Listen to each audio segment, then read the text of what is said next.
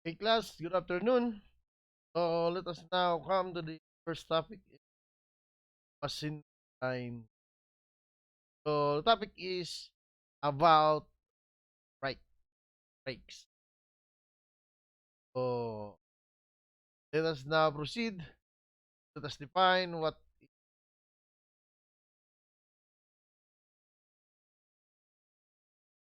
So band brake is a primary or secondary brake, which is band of friction material that tightens concentrically around a cylinder of equipment, either prevent it from rotating, static or holding brake, or to slow it, a dynamic brake. So this application is common on which drums and chains goes and is also used for some bicycle. For example, in an automobile brake, so the uh, brake drum, of course, will be or the brake lighting rather will touch against the brake drum, so automatically automobile stop. Okay. The former application was the lacking of gearings and cyclic gearing. So in automatic transmissions, this task has been taken over entirely by multiple plate clutches. Or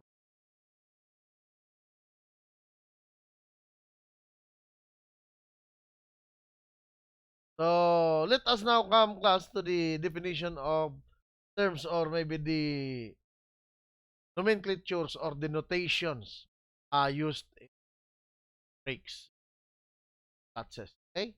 So we have here R. So this is the radius of the drum. B is the width of the band. Okay. Another here is thickness, or T, band thickness. P is the maximum pressure, of course, against the uh, band brake. So, and another T is the torque. P is the power. N is the speed of the rotation drum. And A designated as the lever arm. Then F is applied force.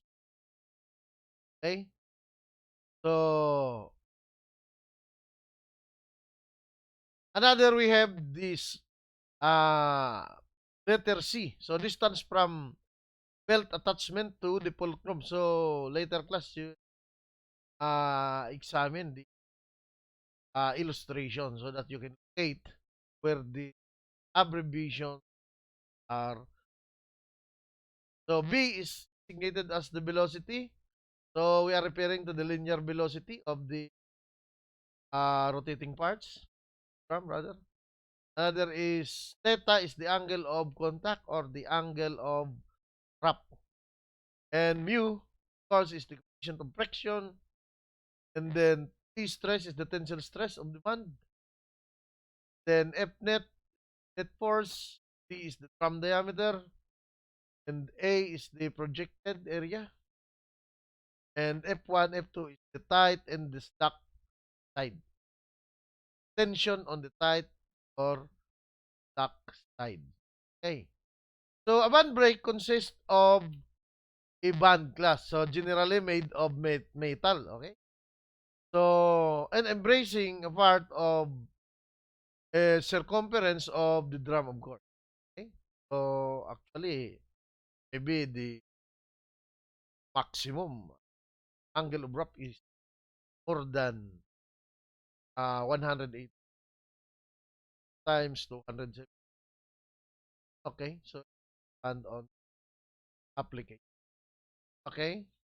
So, the braking action, of course, is obtained by tightening the band or maybe the brake pedal. Okay. So, after the application, of course, of the force to the brake pedal, so the linkage, of course, of the brake move, and then the tendency of tighten or the brake lining will tighten, of course.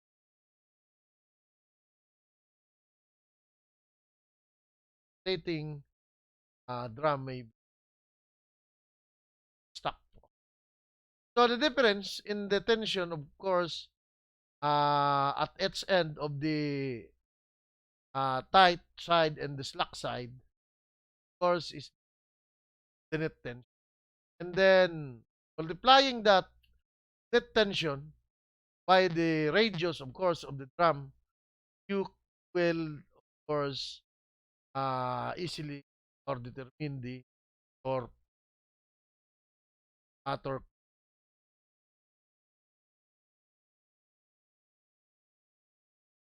So another, so we have here the derivation of the formula.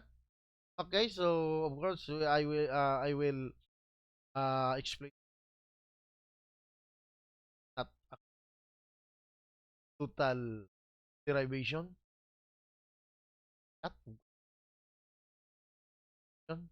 So the uh of course the ratio of the T sub 1 and T sub 2 is the so-called the tension ratio. Okay? So that tension ratio is equals to E mu theta. Okay? So of course E. So that is equals to 2.71. Okay? And the coefficient of friction multiplied by the angle of lap or angle of wrap. Okay? So that is of course in radian. Okay? So of course the braking force applied. So if you look at the illustration class in the slides, you'll notice that the braking force F theta equals to T sub 1 minus T sub 2. So that is now the net tension multiplied by the of course the distance, uh the radius of course of the drum. Okay? Next. So another we have here the okay, so taking the moments about the fulcrum O, about the fixed point, of course. So F multiplied by A is equals to times B. So therefore, so the force at the end of the lever F is T sub 2 multiplied by B over A. So take note class that the braking force F theta equals to T sub 1 minus T sub 2. Take note class, T sub 1 here designated as the tension. That is a force. Okay? The tension on the tight side minus the tension on the slack side. Okay? So solving now from tension ratio, solving T sub 2. So that is in terms of sub 1. Okay? T sub 1 in terms of T sub 2 is equals to T sub 1 equals T sub 2 mu. Okay? So therefore the slack side tension now will become T sub 2 F theta or the braking force is equals to mu theta minus 1. Okay? So actually class, the derivation of this is very easy. You can also make your derivation. So you just follow these sides. Okay? Next. Okay, substitute the value of T sub 2. Take note, T sub 2 is the tension on this slack side. Okay, so that is an equation 1. So F now equals to T sub 2 multiplied by B over A. Okay? So, multiplied by the factor 1 over A mu theta minus 1. Okay? So, counter clockwise notation of drum. Take note, class, that the value, of course, if the rotation is counterclockwise, of course, the braking force will be different. Okay? Or counterclockwise, maybe the braking force is quite greater or higher compared to the braking force if the rotation of the drum is down or clockwise. So, take note class that if the rotation of the drum is clockwise, you will notice that the tension or the tight side is attached, of course, to the fixed point O. And then the F sub 2 or the tension on the slack side is okay, somewhere here at a distance B from fixed point. Now, if the rotation, of course, of the drum is uh, counterclockwise, so you will notice that the tension on the tight side will be transferred to the location of the tension at the slack side at a distance B from the fixed point. So that is why the braking force is greater as good. Okay? So next. So again, taking moments about the fulcrum O. So F multiplied by A is equals to T sub 1 times B. So therefore, the force at the end of the lever F will become T sub 1 multiplied by B over. So the braking force now equals to F theta equals to T sub 1 minus T sub, or simply in terms of T sub 1, T sub 1 minus T sub 1 over E mu theta, or simply T sub 1 multiplied by 1 minus 1 over E. So tight side tension T sub 2. Okay, so that is F theta, mu theta over E mu theta minus. Take note class of the tension or belt tension ratio. Okay, T sub 1 over T sub 2 is equals to E. Take note class that fundamental equation. Okay, next. So, therefore, the force at the end now of the lever F is equals to T sub 1 times B over A. So, braking force now, F theta equals T sub 1 minus T sub 1 minus T sub 1 mu theta. So, tight side tension. So, T sub 2, F theta mu theta over mu theta minus 1. Okay, so substituting the value of T sub 1. So, an equation on the previous equation. So, that is F now is equals to F theta multiplied by B over A multiplied by the factor mu theta over mu. Okay, next. So, substitute the value. So, T sub 1. F now is equals to F sub A times B multiplied with the factor mu theta mu theta. This type of brake does not have any self-energizing or self-stacking property. Okay? So, thickness of the band, of course, 0.005D.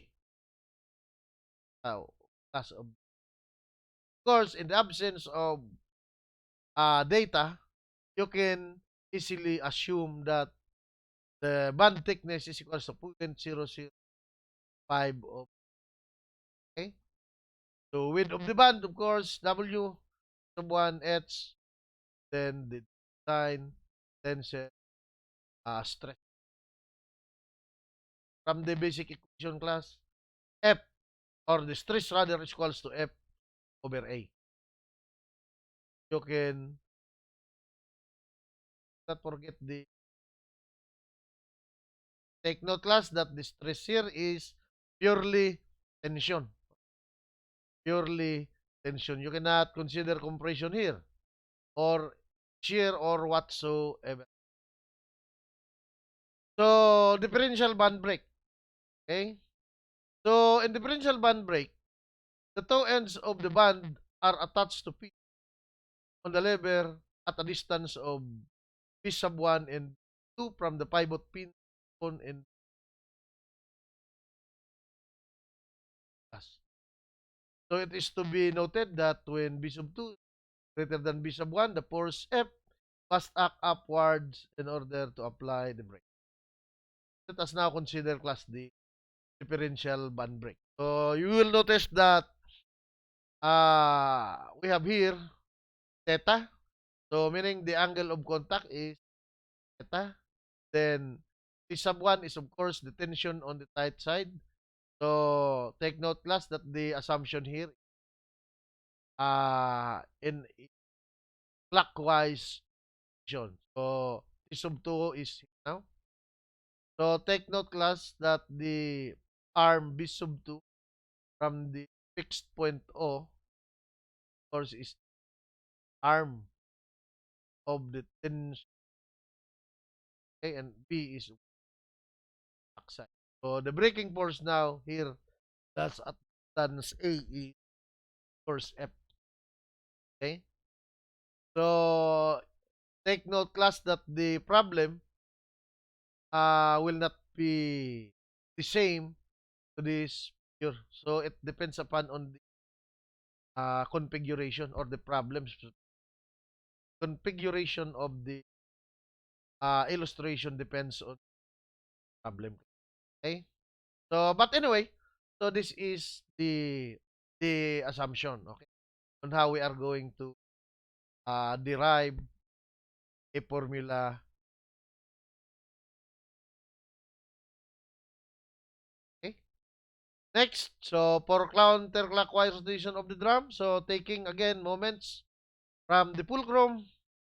So again, the same derivation as compared to the previous band break. Okay? So on the slack side, the tension now is T sub 2 is equals to F theta over mu theta minus 1. So this equation is per new discussion. Next.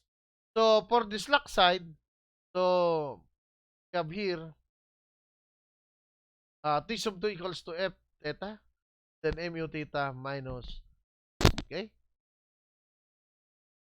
So again, the assumption, of course, so for the brake to be self-locking, of course, the force F at the end of the lever must be equal to, okay, that is class D for there to be self-locking. Next.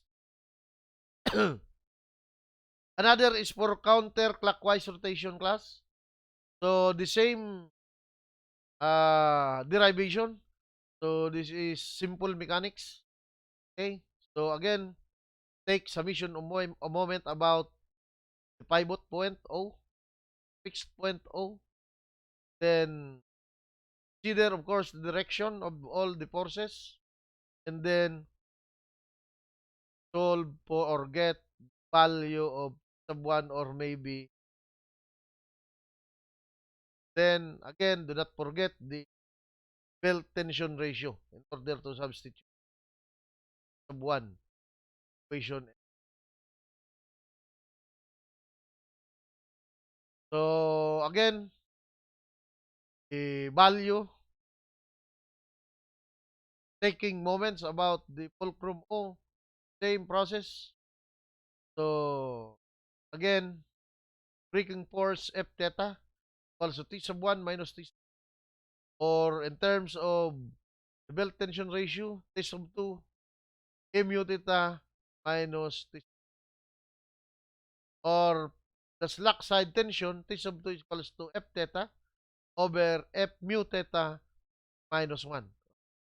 So substitute the value, of course, of T sub 2, the previous equation. So that is F now, F theta over A, then B sub 2 minus B sub 1, mu theta over mu theta minus 1. So slack side tension, okay, 2. So that is F theta, mu theta minus 1. Okay. So again, substitute in terms of T sub 2. So F is equals to F theta over A, and B sub, okay, B divided by mu theta minus again B sub 1 or B sub 1 over mu 1.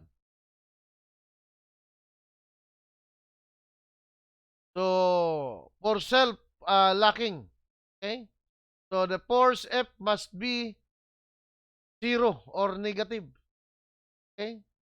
So that is F theta over A equals V sub minus V sub 1 mu theta over mu theta minus 1. So that should be less than or equal to 0. That is self-locking class. F this is like this. So let us now consider class an example. Okay, so example number 1. So a simple band brake operates on a drum zero point 0.6 meters in diameter rotating at 200 RPM. So the coefficient of friction is 0.25 and the angle of contact of the band is 270. Take note class that the tension or the angle of wrap uh, was 3/4 of the drum,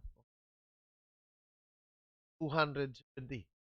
So one end of the band is fastened to a fixed pin and the other end 105 millimeter from the fixed pin. So the brake arm is 750 long. Okay. So what is the minimum pull necessary at the end of the brake arm to stop the wheel if 35 kilowatts is served? So what is the direction of rotation or minimum pull? Okay. That is very good. What is So find the width of 2.4 millimeter thick band if the maximum tensile strength is not to exceed 5 mega or Newton per millimeter square. Okay. So take note class, we have here the illustration. So 270 degrees. Okay. Diameter of the drum is 600. So the length of the brake arm is 650 meter. And then from fixed point to other end of the band is 25 millimeter. So let us now go to solution. So the frictional torque moment is 9550 N over N. So take note class, this is derived equation. So that is now 9550 5. Or you can easily class use the formula power is equals to 2 pi Tn over 6 I, or maybe Tn over 630 in. Okay. So take note class, this is in I unit. So 9550 times 30. So the torque now is 1,671.25 times 10 raised to 3 Newton millimeter. So take note class that the braking for the braking force rather equals to 557. So the tension ratio is 1 over T sub 2. Okay. So next the tension thing equals from the equation force F equals F theta over A times 1 over mu theta minus. Okay. Substituting value now is 430. So counterclockwise rotation. Force equals 1,341.5 Newton. So therefore, class, the minimum pull, of course, is 413.02 Newton. So take note that the rotation class is clockwise. So as what I have said to you the previous discussion that the minimum braking force will occur at clockwise. So because the tension, as what I have said, is located directly from the fixed point O. Okay? That is why.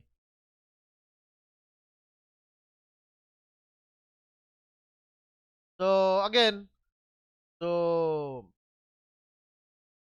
for the braking force F theta, F1 minus T sub 1 minus T. Again, the equation T sub 1 minus T sub 1 over mu T or T simply in terms of T sub 1. 1 minus of 1 times 1 minus 1. Therefore, the value is 8,048.9. So, take note of width of the band. Okay? So, getting now the tension, of course, on the tight side class. Do not, and determining the width of the band, do not use the tension on the tight side, but the tension on the back side. Okay? So, therefore, substitute now the values. That is now equal to millimeters. Now, the standard value or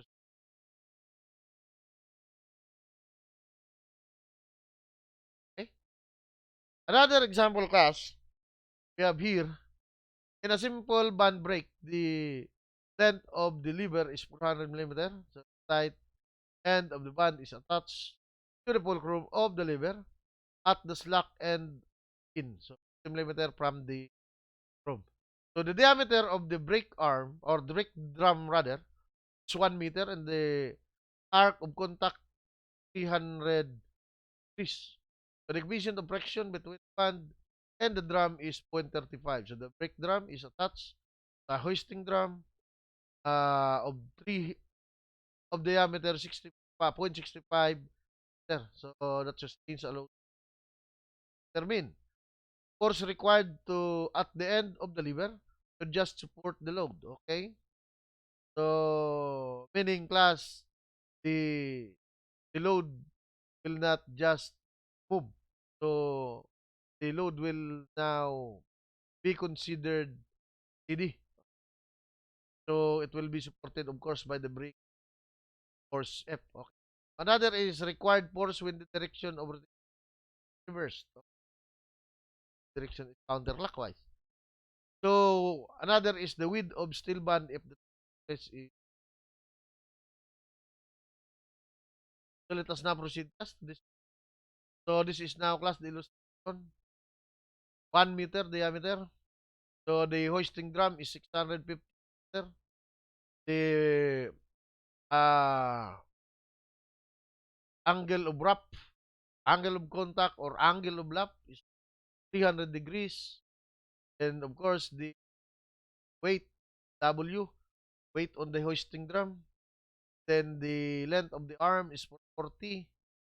Okay. The distance, of course, from this one to this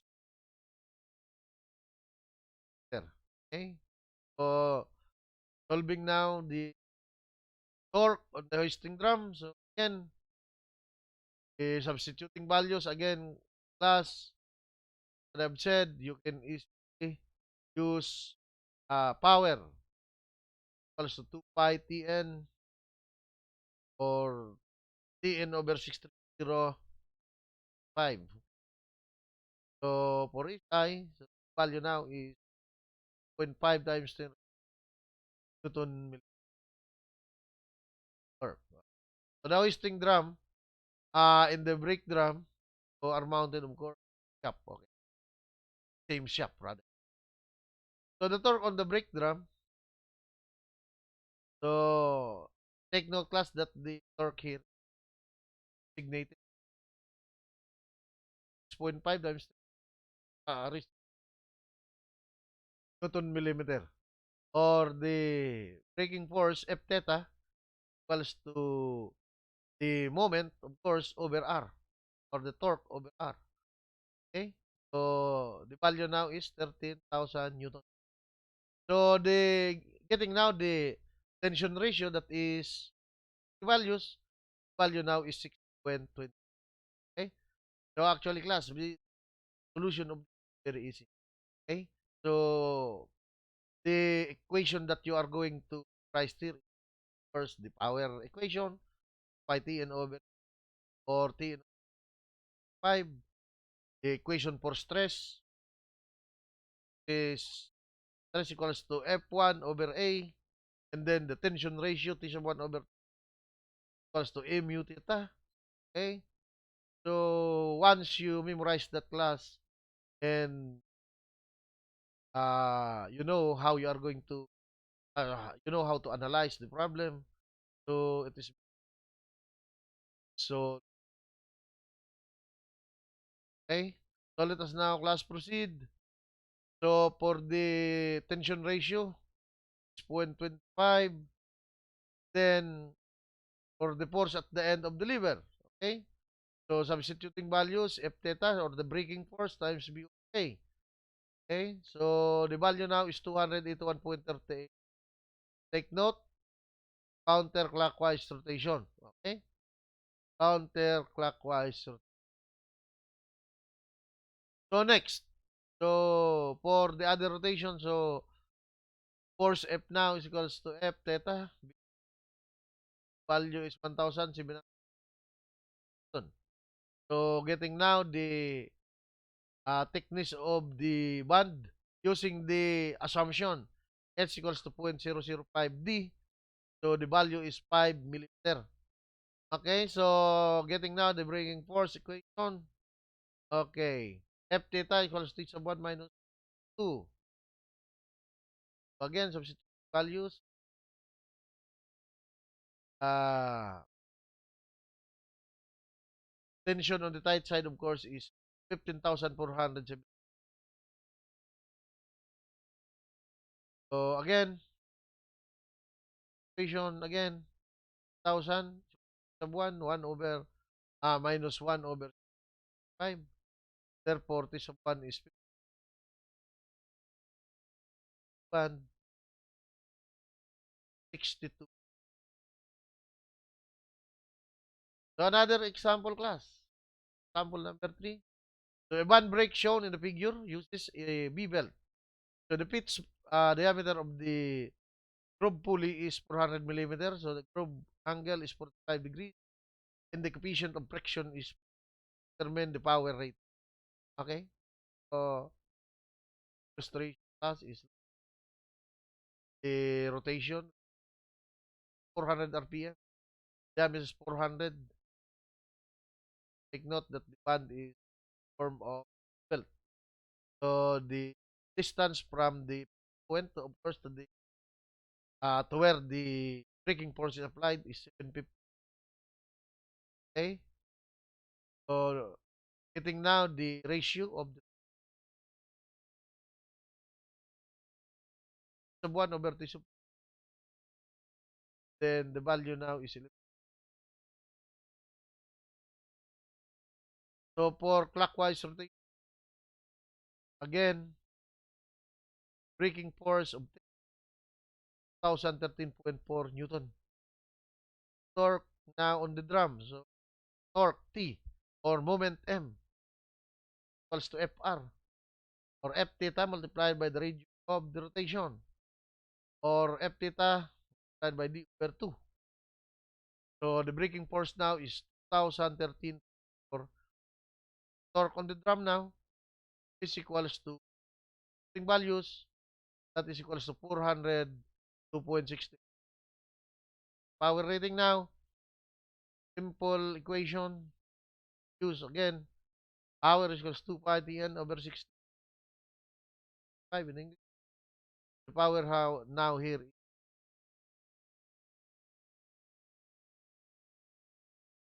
Another class example.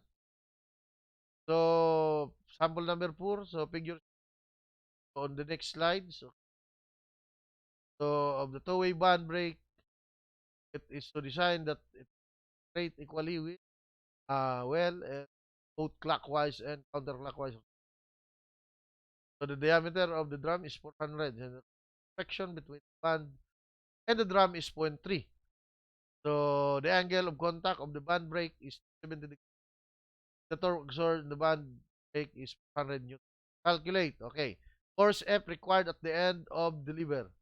A width of the band and if the allowable stress and the band is 70 Pascal. So not the, from the previous sample. Okay. So but anyway, the uh, distance of course B is 50 is the distance of course here for the contacting surface diameter of the drum is 100, and the distance from the location side is 1,000 millimeters. So again, the same equation, taking okay, value, breaking force 2,000 Newton, getting the value of the belt tension ratio is 4.1112, and then force at the end of the lever F. Okay, so using the previous exam, previous rather, to 2,000 times 1,000, then the belt tension ratio plus 1 minus 1, 160. So the thickness, okay, so from the assumption 5 times D, that is 2 meter. Breaking force theta, okay, so of 1 minus 1 over 1,000.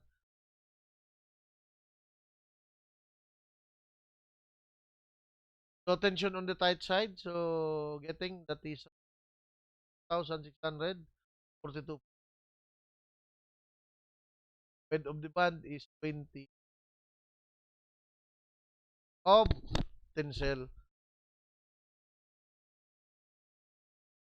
So last example, okay, so this will be the last example topic. Differential band brake is control the speed of the drum. Determine the minimum value of static pressure backing, drum rotate, counterclock. Now the solution again, mechanics. Using the mechanics, determine first or identify the pre-body diagram of the illustration.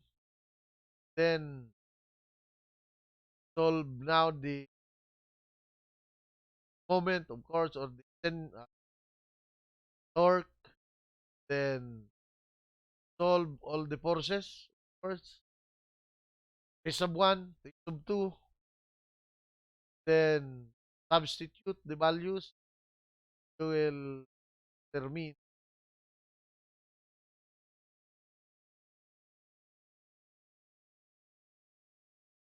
the minimum value of the coefficient.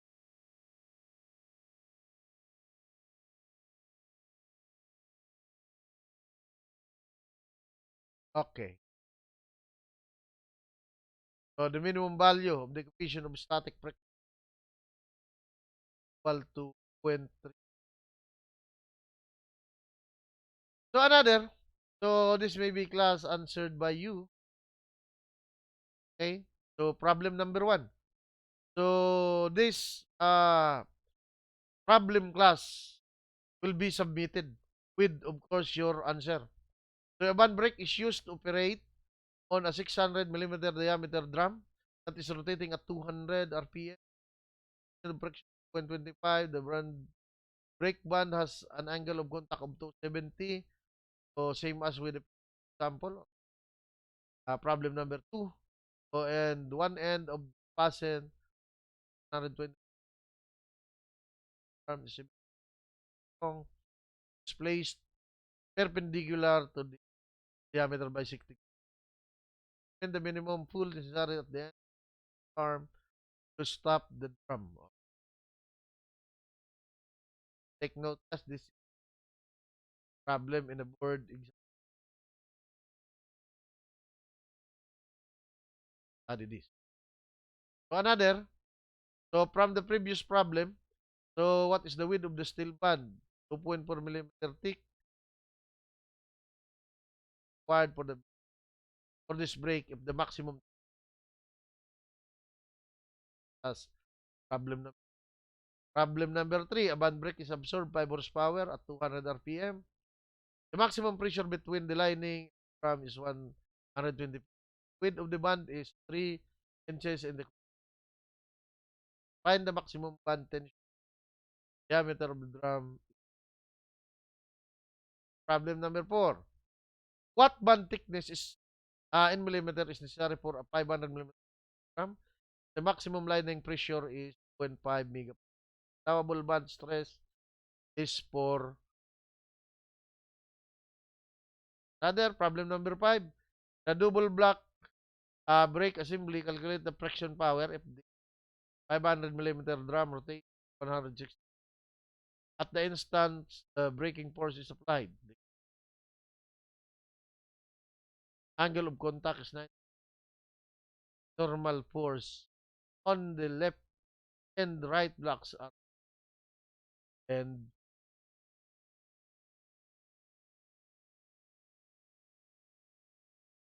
okay, so for problem number 6, a band brake installed on a drum rotating 100 rpm, diameter of 850 millimeter. The angle of contact is 1.5 pi radians and one end of the brake band is fastened to a speed while the other end of the brake arm 150 from the fixed from the fixed. Coefficient of friction is 0.25 and the straight brake arm is 1000 millimeters long and placed perpendicular to the diameter bisecting angle of contact. Okay. Determine the minimum force in tons applied at the end of the brake arm necessary to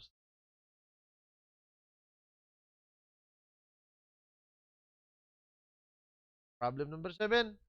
From the previous problem, what should be the width in millimeters of a steel band with maximum Pascal? So problem number 8. Simple band brake has a center drum fitted with a steel band of 2 over 5 centimeter. A thick line with a brake lining being a coefficient of friction 5. Arc of contact is 5 degrees.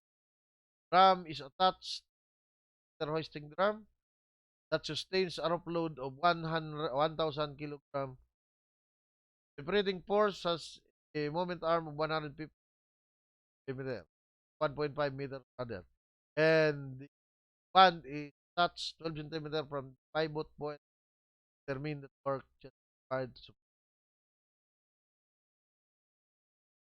problem 9 plus problem number 9 from the previous problem. So determine the force F required if for number 10 from the figure shown brake drum is 250 millimeter in diameter. Side force is 160 Newton. Dimension A 100 millimeter. Contact angle of the lining in the drum is full. What torque is the brake? Thank you very much, class. So that's all about the discussion on brakes. Okay, thank you.